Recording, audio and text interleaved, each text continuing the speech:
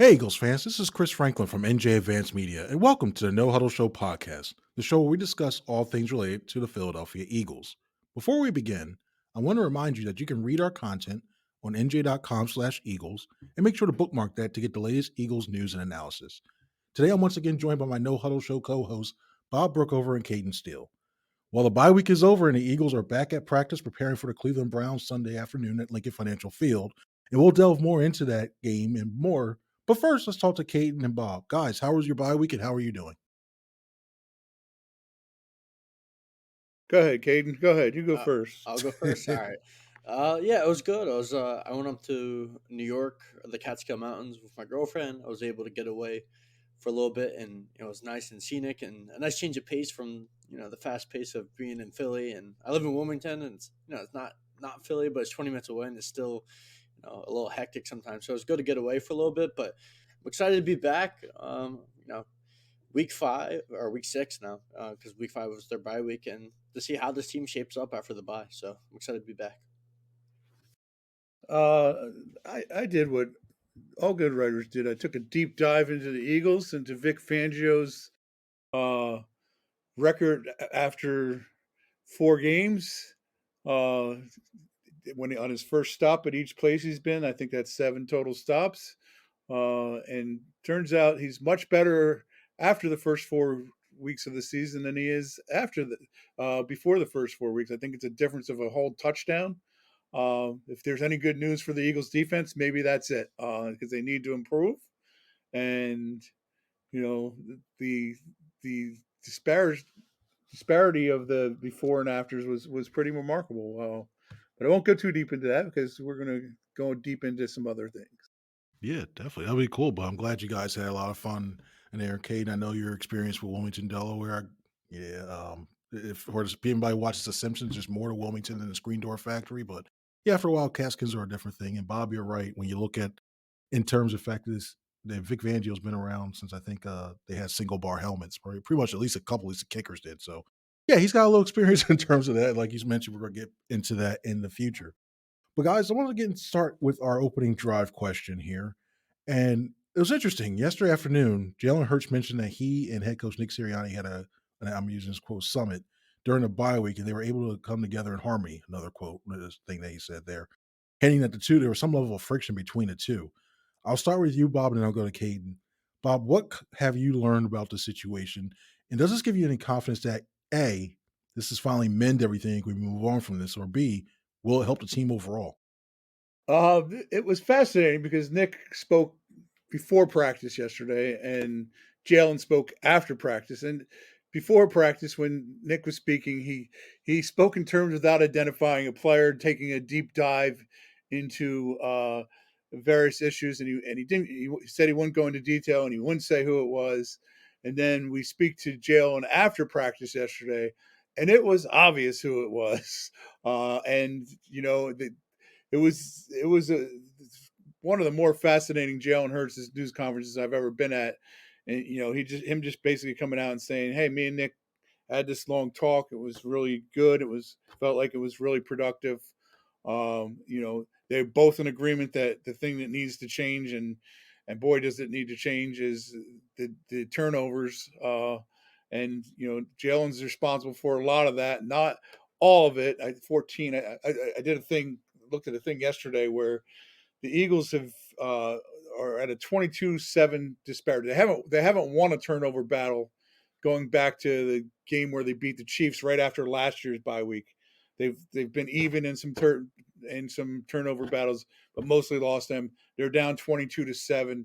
It's led to point disparity of 39 points in those games, which kind of explains why it seems going 3-8 in their last 11 games. Jalen's responsible for a big part of that, but also a big part of it is the fact that the defense is not getting any turnovers. They've got 2 this season, both by Reed Blankenship.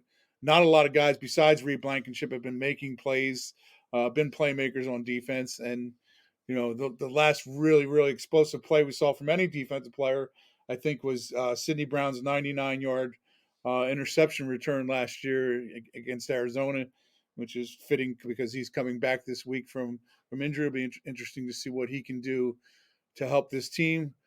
Um, is it going to matter? It's like chicken soup. It can't hurt. The only way it's going to really matter is if Jalen starts cutting down on turnovers, the Eagles start creating some turnovers, and the Eagles win. It's always about the results. And Nick has said that to us many times, and Jalen has said it to us many times. It's all about the results. There are plenty of examples in professional sports of teams not necessarily getting along or being on the same page, and yet still finding ways to win.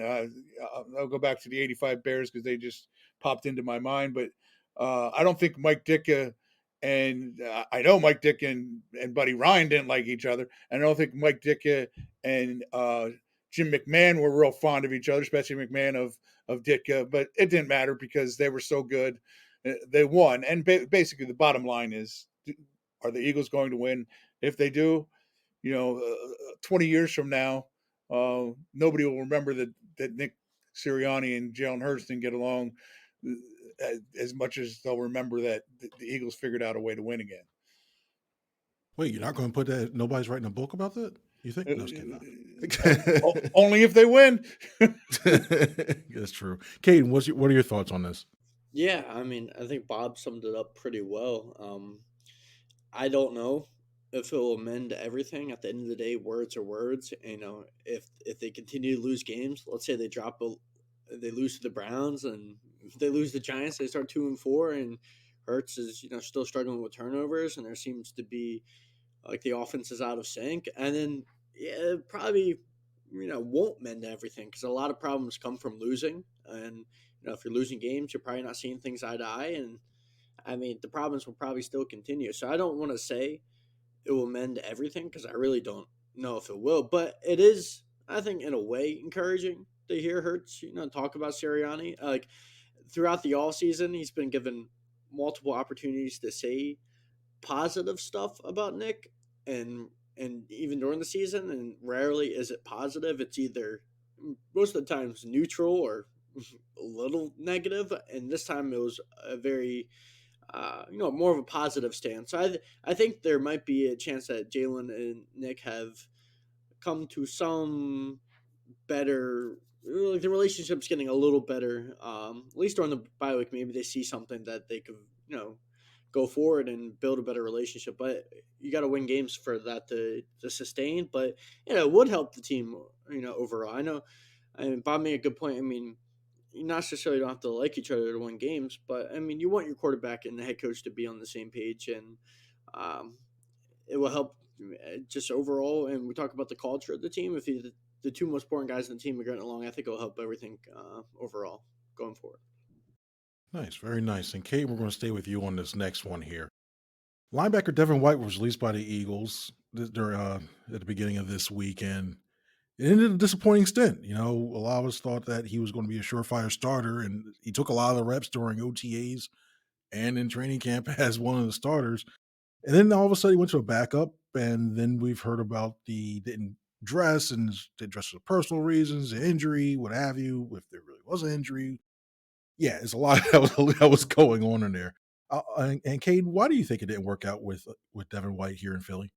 The most likely reason is that Devin White's not a good NFL linebacker anymore, or maybe never was.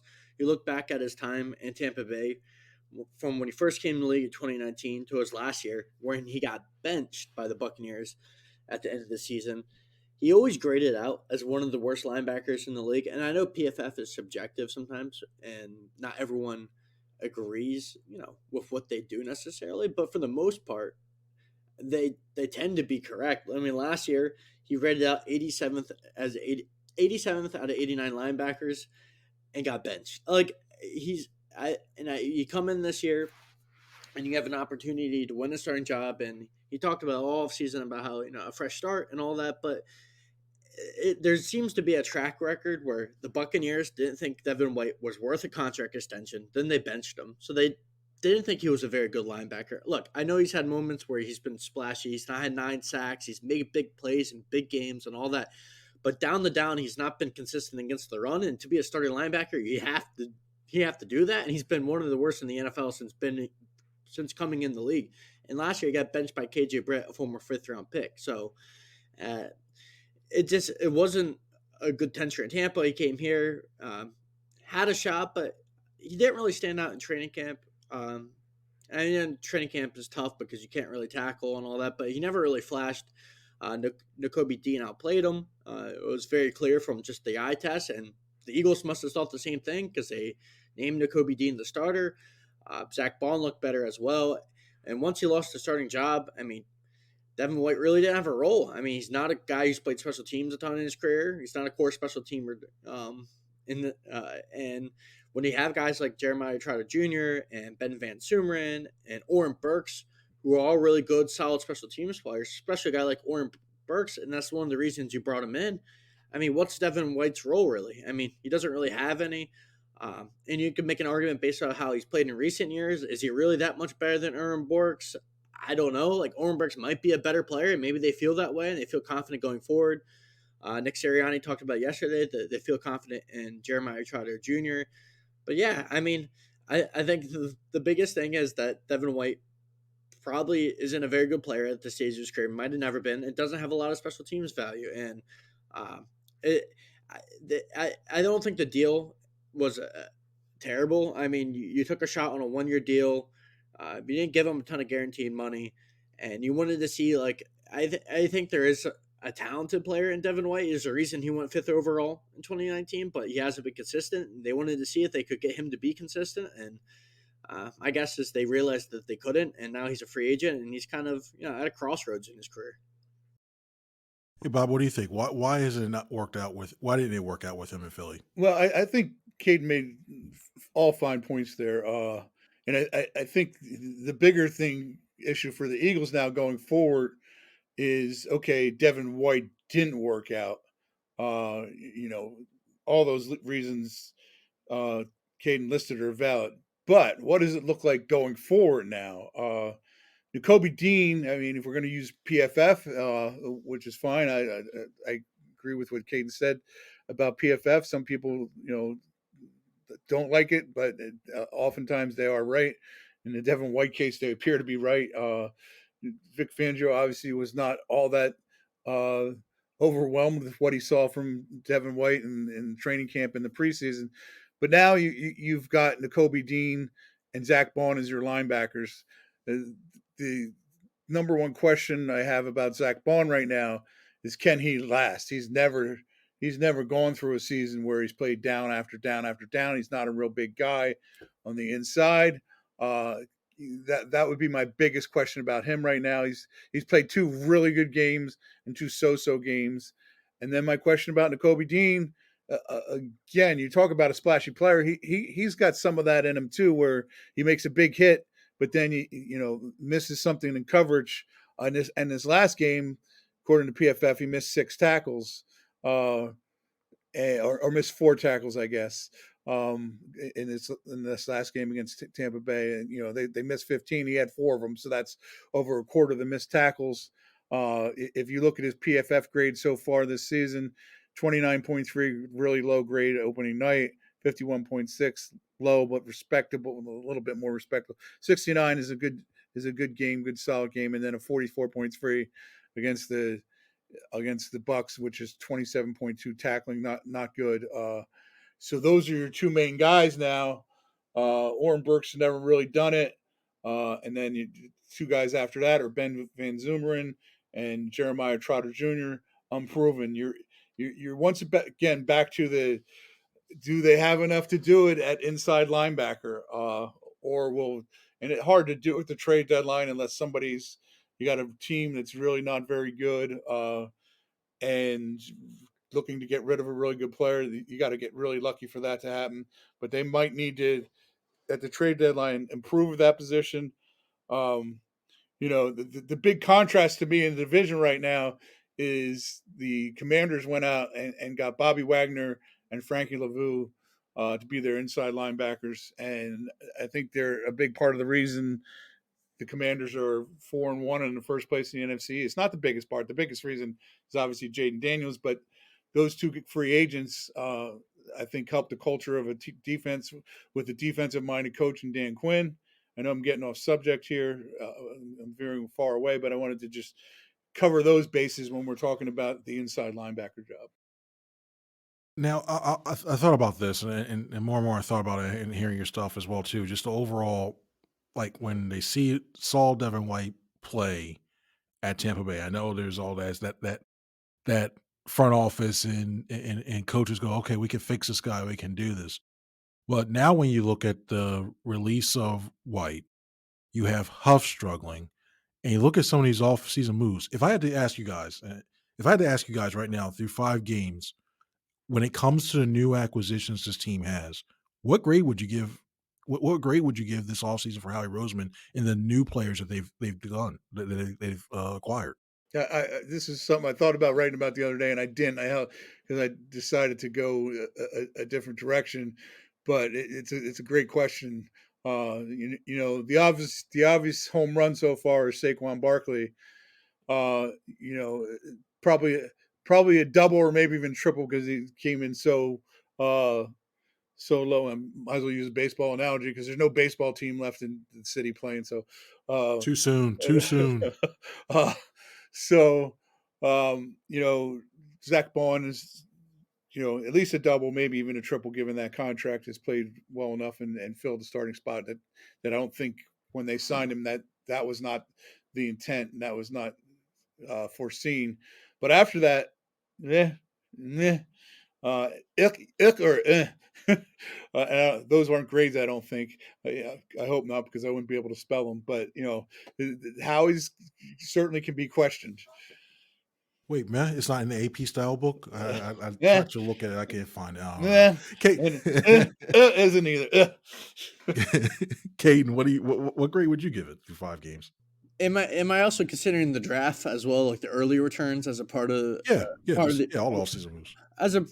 if I'm considering that as part of the equation, yeah, it's not been a good offseason for Howie Roseman overall because I mean, like Saquon was a big addition, but I think the biggest addition that you made or that they were counting on was Bryce Huff coming in, at about 17, million a year, expecting him to be the guy that could develop into a premier pass rusher to replace Hassan Reddick. And you can argue, and I don't think it's not really even an argument. The weakest point on this team currently this season overall it's been the pass rush. They haven't been able to generate anything. So, it's 4 games, and maybe Bryce Huff, figures it out eventually because look, he was an efficient player with the Jets, and something's happened here. Whether that's a lack of confidence or scheme fit, something's happened. But maybe he eventually puts it together. Before through 4 weeks, it seems like they missed on him.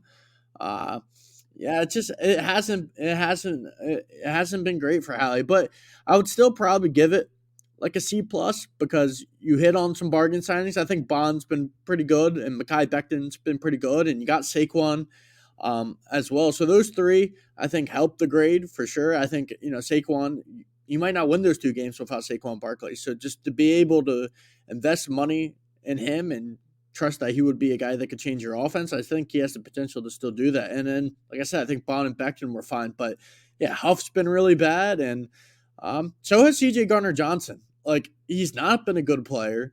He's missed a ton of tackles. He's given up touchdowns. And look, I get why they brought him back, and they thought he would bring some attitude to this defense, and I think he does. But he just hasn't been a consistent player. He missed on Devin White. So I mean, and he's got about a 50% hit rate on free agent signings, which is not great. But at the same time, I think the early returns on Quentin Mitchell are really good as well. So I won't say I don't want to say it was bad, but more of just like a very inconsistent offseason that he missed on some of the big ones. So not great overall. And now going to the final bye week nugget that we're going to discuss. It appears that right tackle Lane Johnson, who was in the concussion protocol, along with wide receivers A.J. Brown, who had a hamstring injury, and Devontae Smith, who was also in concussion protocol, are trending in a direction that they'll be back in for Saturday. And it goes without saying, that definitely helped out the offense, which has struggled at times. But despite their struggles, they're still ranked ninth in the league, which looks like, oh, wow, they're still pretty high, even though we look at it, it's like, oh, it's been tough to watch at times. But I'm gonna ask you guys this. I'll start with you, Bob. Besides Hurts, who do you think will benefit the most from their return? You can include if you want to, if you include Brown and Smith and all those guys too. Besides Hurts, who will benefit from all this? Yeah, I'm gonna say first of all, I'll make this point. So we always hear the stat about their record with and without Lane Johnson is 14-23 without him, I believe now. But then you add in now, and it's been recent games. AJ's missed 4 of the last 5 going back to last year's playoff game, and they've lost all 4 of those. Or no, they went 1-3 in those, I guess. Yeah, 1-3 in those games. So and then the Devontae missed the last game against the Giants last year, and then he missed his most recent game. So you add those guys in there. One win with those 2 guys out there, 15-32 without all 3 of those guys in. That's a really bad record, and you'd be a really bad team if you were 15-32. But who does it help most? I'm going to say a unit, and I'm going to say Vic Fangio's defense, because let's just go back to the Tampa Bay game. The defense was awful. The offense didn't help them at all. 3 and out first series, 3 and out second series, 3 and out third series. It's 100 degrees on the field. The offense did nothing to help the defense in that game. And we know the defense needed help. So I think as a unit, they get helped the most. And I think also, Cayden alluded to the pass rush earlier. The Eagles need to and are built. I mean, this is what this offense is built upon, and it's what when they went to the Super Bowl, when they started 10-1 last year. This was a front running team that built leads early, always had the lead going into halftime, came out in the second half, and the pass rushers were able to attack the quarterback. Not have to worry about the run as much because teams are trying to play catch up against them. That's the vision I think Jalen Hurts still has of this offense. It's the vision Nick Sirianni and Kellen Moore have of this offense. And if that vision can come to fruition, then the defense is going to benefit. The pass rush is going to benefit. We're going to see. We saw some of it when they played Green Bay in Brazil, the long drives, and then they wear teams down, and the defense doesn't have late in games. They're built to run the clock because they can run the ball with Saquon. So, to me, that's who ends up benefiting the most. A great offense, which I think the Eagles still think they can have, certainly makes for a better defense. All right, Caden, what say you? Do you think who's going to benefit the most especially when we see this game starting on Sunday? Yeah, Bob covered a lot of it, and I'd probably go with Saquon Barkley. But if I had to pick someone else that could benefit with the return of all these different guys, especially AJ Brown and Devontae Smith, is Jahan Dotson. And that's a guy that I forgot to mention on the swing and misses. I mean, through 4 weeks, he's got 5 catches for 25 yards, and they traded a third-round pick for him. And look, I get it.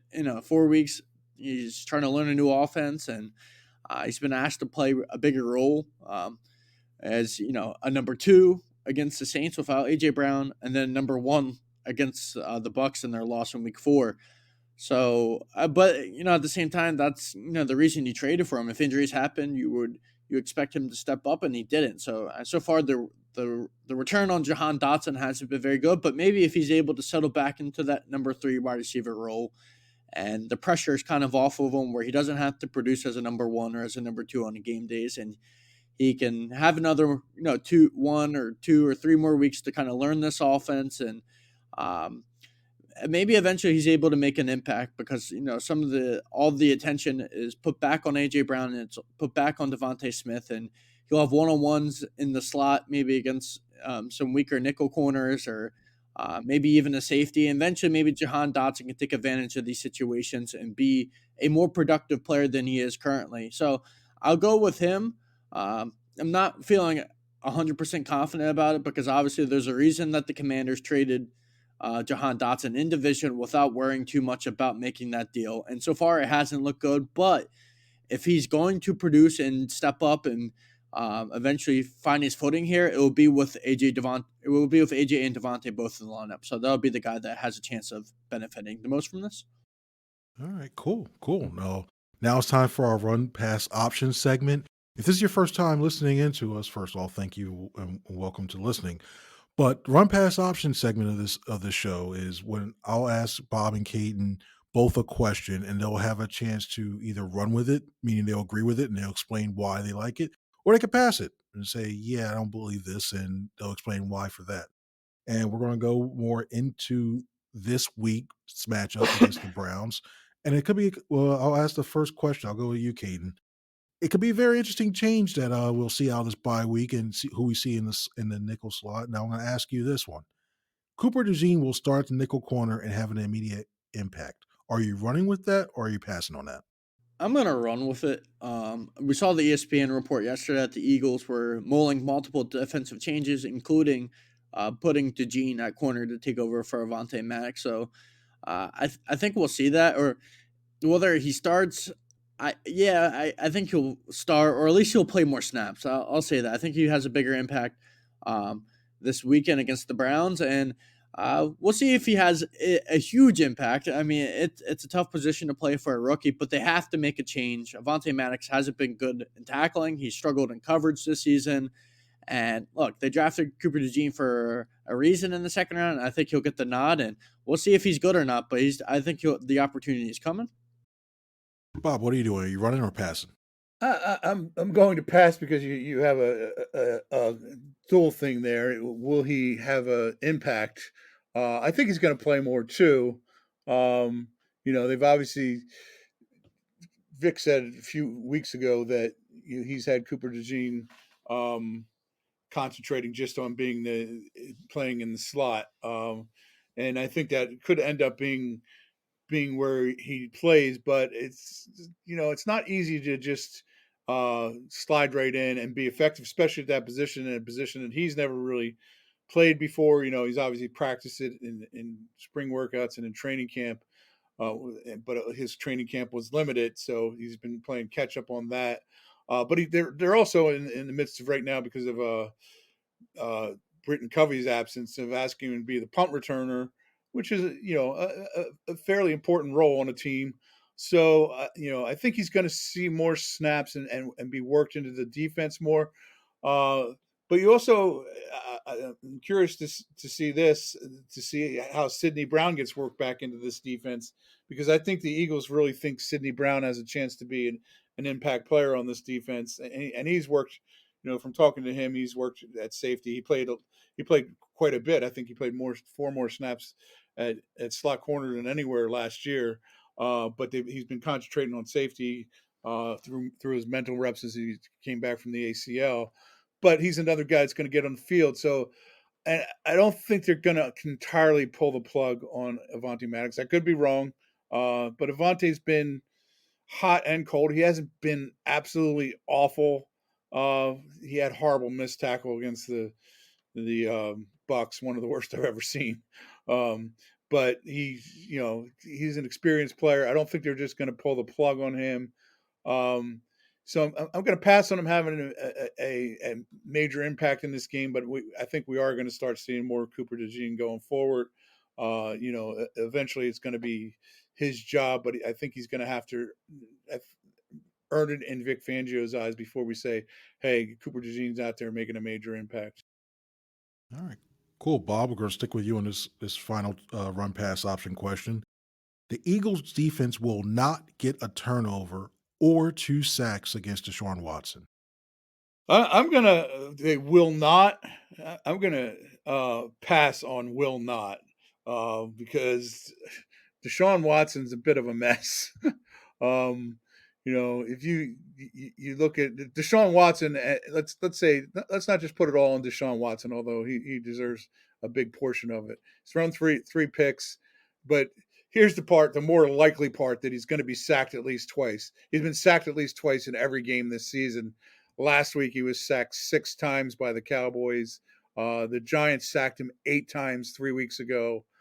7 times opening day by the Commanders. By the way, the Eagles better beat this team. There's your 3 division rivals I just mentioned, and they all handled the Browns, including the Cowboys and Giants in Cleveland. So, I mean, this is a chance for the Eagles pass rush to get healthy, and usually in turn, if you're putting that kind of pressure on a quarterback. At some point, he's going to throw a pick. He threw two last week against the Cowboys. He's and completed just 53% of his passes. 3 of his 6 games this year, he's only completed less than 60% of his passes. He's a bit of a disaster. Yeah, you got to pass on the Eagles not getting either one of those things. If they don't, this defense is in more trouble than we even know. Hey, Cade, what are you doing? Running or passing? Yeah, I'm gonna pass as well on the not part. You look through the season, Deshaun Watson, one holds the ball too long. Through the offensive line is not very good, which led to him getting sacked 7 times against the Commanders front last week. And look, the Commanders have been playing Last well. week, I mixed up my weeks there. Yeah, Yeah, that's. But yeah, the point's the same. yes. And the fact that the Commanders, look, they've been a better defense than I anticipated, but the defensive front, yeah, they have some good players in Jonathan Allen and Duron Payne, but the edge rushers in particular aren't great. Like Cleo Farrell and Dante Fowler, like they don't have the best defensive line in the league or anything, and they still gave up 7 sacks. And I think the area where the sacks come from maybe won't be the tackle still, because I'm still having some trust issues with this edge group because I haven't seen it from Bryce Huff or even really Josh Sweat and Roland Smith this year. But they're starting Zach Zinner again at guard. Wyatt Teller, who's been one of the best guards in the NFL for the last 2 or 3 years, is on IR. I could see Jalen Carter having a really big game, similar to maybe how he dominated the Saints when they had injuries on the interior in week 4 or week 3, actually. And I could see him having a similar type of impact. And then the interception part, yeah, I don't trust Deshaun Watson at all anymore as a quarterback. He could throw 2, he could throw 1. I mean, he's just not a very good quarterback anymore. And the Eagles have been preaching turning over the football and taking away the ball, and this would be the week to do it. And I think possibly they do both. I think it's very possible they could get 2 sacks. Maybe some of those sacks come from the interior, so it doesn't solve the edge concerns, but I think they get 2 sacks and they might get a turnover as well. All right, cool. All right, now I know you guys love this upcoming one with the 2 minute drill so much. I say that sarcastically. I apologize on that, but here we go. I want to give each of these guys a question, and they'll have 2 minutes to respond for that. If they get it in there in time, no whistle. If they don't, the whistle's on standby on this one. Caden, we're going to ask you this question. Bob's going to get the second crack at this one. Caden, Jalen Hurts and Deshaun Watson are at a crossroads in their careers. And you look at the way it seems like we all know Hurts has struggled with the turnovers, and it seems like it's not clicking right now. And then Deshaun Watson has seemingly go down since those accusations came down. His play has not been good at all. Do you think that one or both of them can turn things around? Who is it and why? Your time starts now. Yeah, I think it's one of them. I'm not the hugest fan of Jalen Hurts. I do have my concerns in terms of the interceptions and just how inconsistent he's been the last 2 seasons. But I still have seen moments where I'm like, moments is a funny word because he's been saying moments for the last 2 weeks, but I've seen moments of him making big plays throughout the season, a clutch drive against the Saints, some good moments against Green Bay, almost good moments from every game where he still makes really good throws. I still believe that there's a chance that he could become more consistent and become closer to the player that we saw in 2022. I don't know if he ever reaches those heights again, but I don't think he's a bad quarterback. Right now, I probably more label him as closer to like mediocre to average with the ability to make a splash play here and there. But I still think there's something to build on. But when it comes to Deshaun Watson, I have no hope for Deshaun Watson turning around. We've seen it since he's come back to the Browns. He's been a bad quarterback. Other than a few flashes here and there, and they've been very small, he's been one of the worst quarterbacks in the league. You can argue he's been the worst quarterback in the league this season other than Bryce Young. Look, I get the offensive line's bad, but he's just been bad. He's not the same player that he was in Houston. Chris, you mentioned it, everything that happened a couple years ago with the layoff. I mean, he hasn't been very good, and the Browns aren't willing to bench him yet. It seems like they're going to stick by him, but if they decide to get rid of him this offseason, which, it's going to be tough to do with the money, but if they decide to eat the money and release Deshaun Watson, I'm not sure if Deshaun Watson ever plays in the NFL again, because 1, I don't know if he has the mindset to be a backup. 2, I don't know if the team's going to be willing to take on a guy that has that many accusations and to be willing to bring that player into their organization with the potential distraction of that as a backup quarterback, his career could frankly be over in the next year or two, where I don't think that will happen to Jalen Hurts. And I think there's a good chance that Jalen Hurts ends up turning around his career. We're gonna have to check the Whoa. we're gonna check the instant replay on that one. We're gonna see that one too. You know what? I'm benevolent move. I'll give it to you. You got it within 2 minutes. Benevolent move on that. Why not? Bob, same question. Jalen Hurts and Deshaun Watson at the crossroads. Who do you think one or both of them can turn things around? Who is it and why? Your time starts now. Let's start with the officiating stinks in this league. Last week you're getting fined for that. Last week, I don't care. Take it out of my money. I'd like to donate this money to the Old Writers Foundation, wherever that is. Senior retired writers, one of which I'll be in the not too distant future. We're not resetting the play clock like it's a kick thing here. My hand's not pumping and raising the roof or whatever. It's not resetting this clock.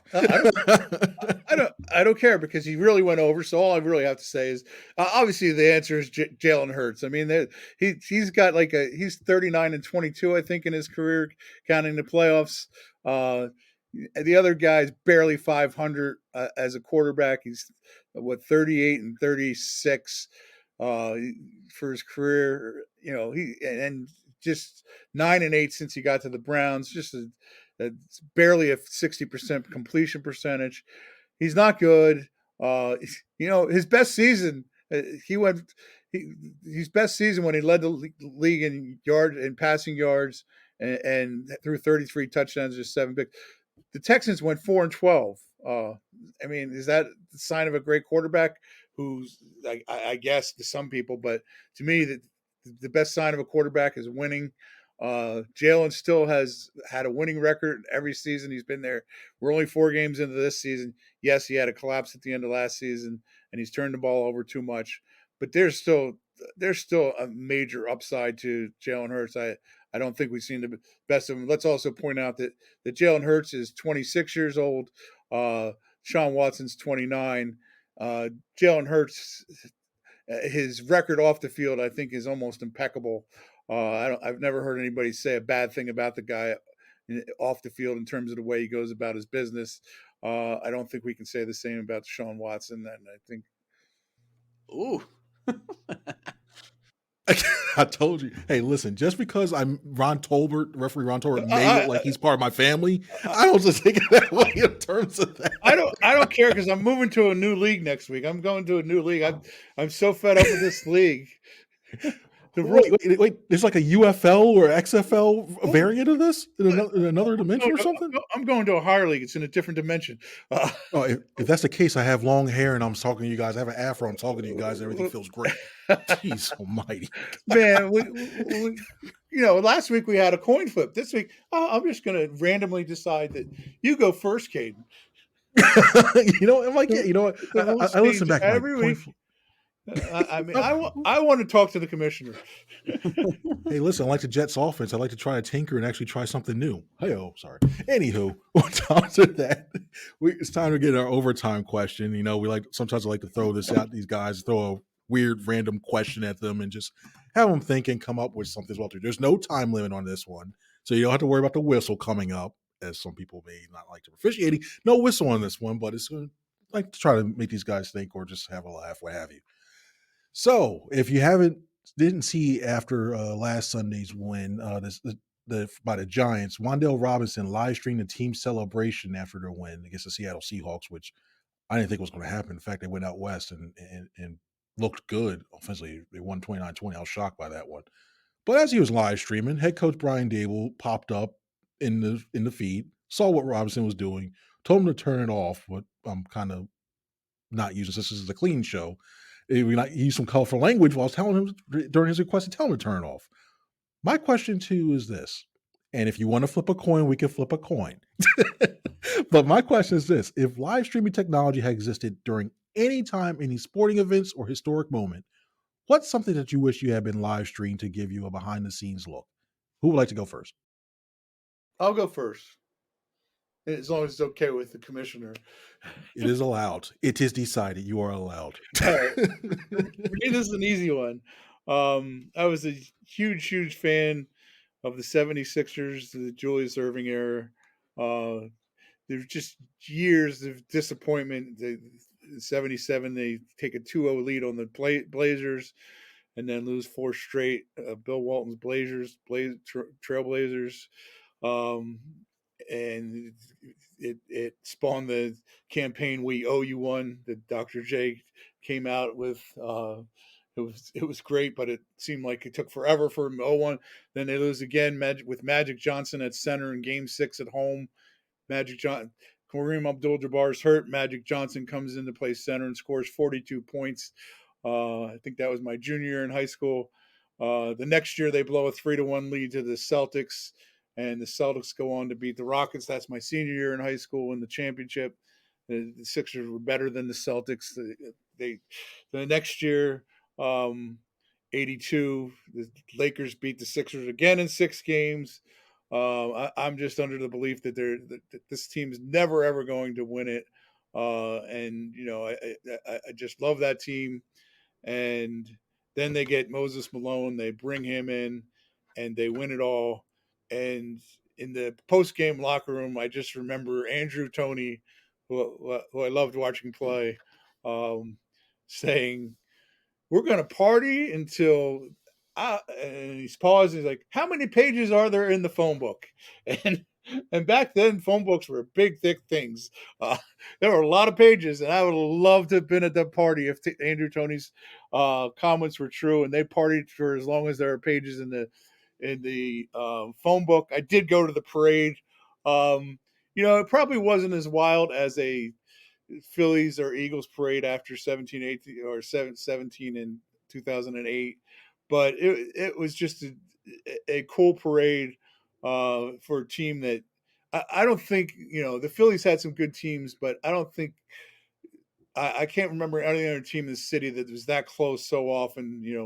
Really 3 out of those 5 years, there were 3 years in a 6-year period, 4 in a 6-year period where they were in the finals, and then they finally win it. And I always get a little, I don't know, upset, but I'm always, whenever I see the thing like the 30 for 30, the Lakers Celtics, and especially going back, I mean, not so much from the 80s on, after the Sixers kind of faded after that 83 season, not kind of, they did.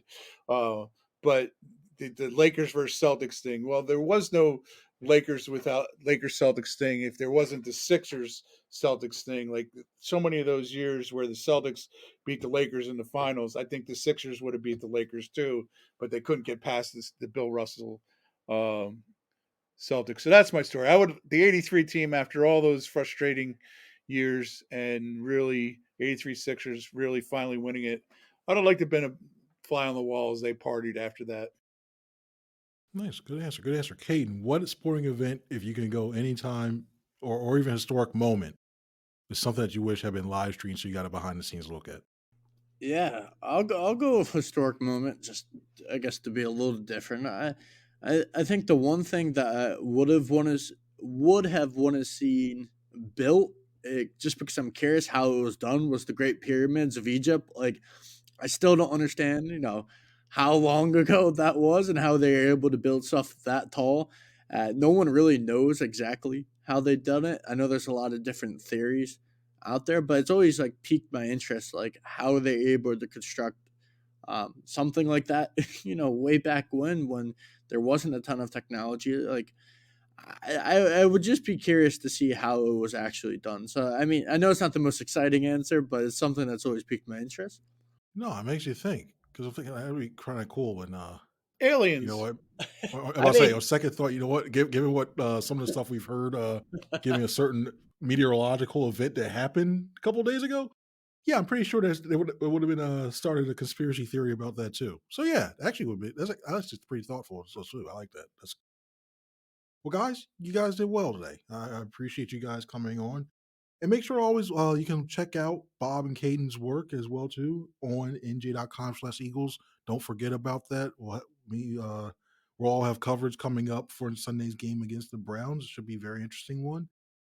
And guys, thanks again. All right, so for Caden and for Bob, I'm Chris. Everybody have a good one. See ya.